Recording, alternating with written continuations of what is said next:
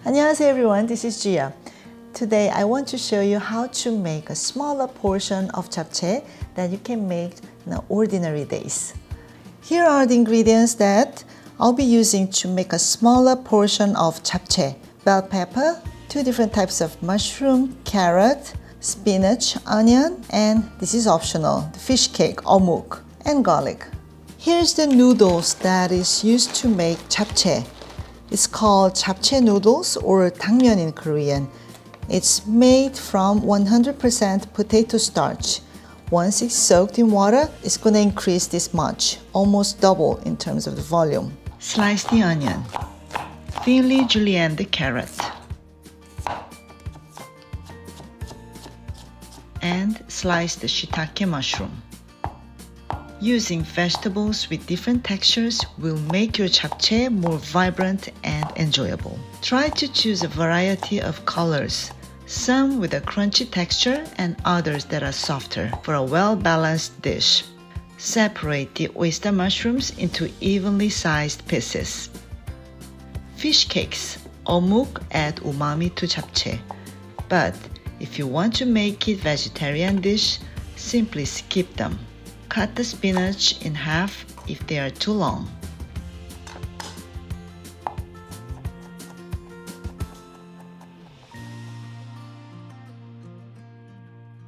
The shiitake mushroom needs to be marinated in a soy sauce. Add about 1 teaspoon of dark soy sauce, same amount of sesame oil, and add some black pepper to it. Mix it and set it aside for about 5 minutes. I'm going to stir fry the vegetables in a medium heat with little oil.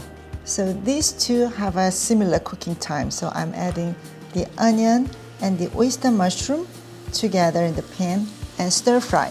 Add a pinch of salt just to bring the flavor from the vegetables. Next, the carrot and bell pepper into the pan. Add a small pinch of salt to it and then stir fry until they turn soft. It's done. Next, add the shiitake mushroom along with the fish cakes, omuk, and stir together.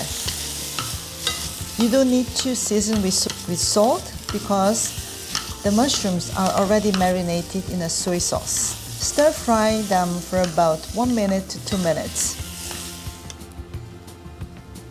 Once the vegetables are all cooked, turn off the heat and wait until the pan cool down a little bit. Next, you want to put the soaked noodles to the pan. A little less than 1 cup to the pan. And I'm going to directly season the broth and the noodles. Add about 1 tablespoon and a little bit more of brown sugar, same amount of soy sauce. You want to add minced garlic to it and 1 big splash of oil. You can use canola, grapeseed oil, or avocado oil is great as well. Give it a mix. Bring it to a boil. Give it a stir once in a while. The japchae noodles takes longer to cook than it looks like. The most important thing is that you need to fully cook them, otherwise it's gonna turn chewy. So you wanna cook for about 5 minutes. Actually, don't be afraid of tasting. Pick one. At this moment, if it is too chewy yet, you want to add a little bit of water to it and cook until they're fully done. If it looks it's done but it has too much water, liquid in it, drain the excess liquid and then put back to the pan. The only thing that I haven't cooked yet, spinach. Do this in a medium heat. Wilt the spinach. You want to put everything back to the pan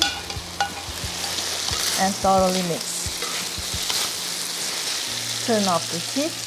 Give a big splash of sesame oil. It's also great to add enough ground black pepper to it. Smells great. Now I'm going to plate my japchae.